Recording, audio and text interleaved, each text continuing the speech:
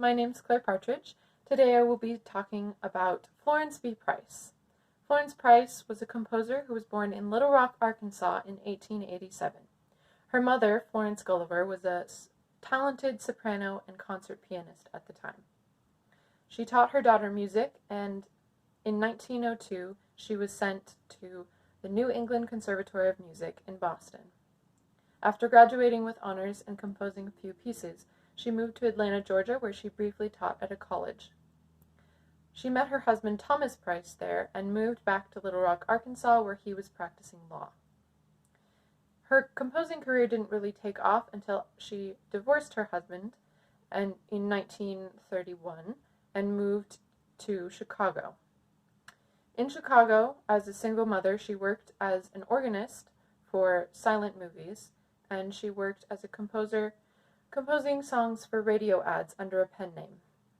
Racial tensions were very high in the South from where she came from in Little Rock, and so Chicago was a more open and open-minded place for her to continue her career.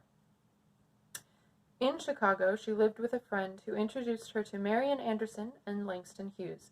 Marian Anderson was a contralto, and both were very popular at the time, and both helped Florence Price in her career as a composer.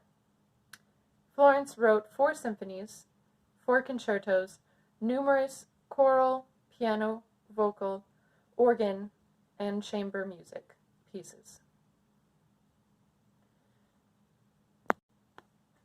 Her music style is very unique, in my opinion, since it is so influenced by the European Romantic era that was very popular at the time, as well as her African American roots, which is very rhythmic and what she most likely grew up with.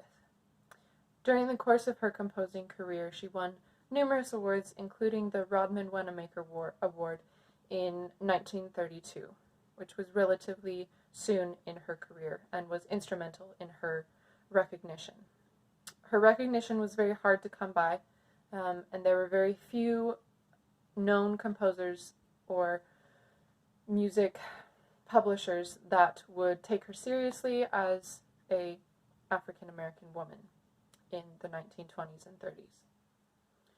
Many of her symphonies were lost, and there's a story of a couple in the early 2000s, I believe, that moved into a house in the South and found that the house that was on their property, that was very dilapidated and vandalized, inside were lost pieces of music that Florence had composed.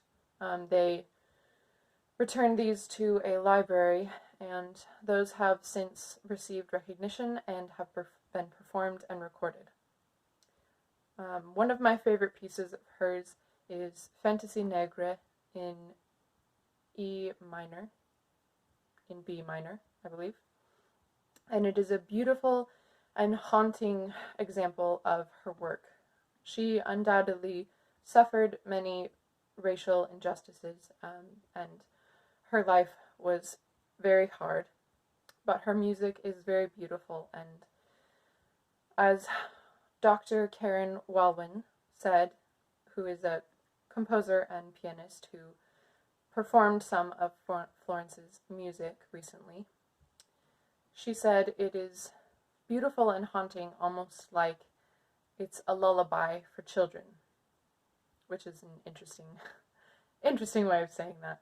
But it is. It's very beautiful. It's layered. It's very focused on strings, and in a performance that I watched, which is Symphony in E minor, there are numerous violins and cellos on the stage, as well as a few woodwinds, but specifically her work was focused on strings and bassoons in particular of woodwinds.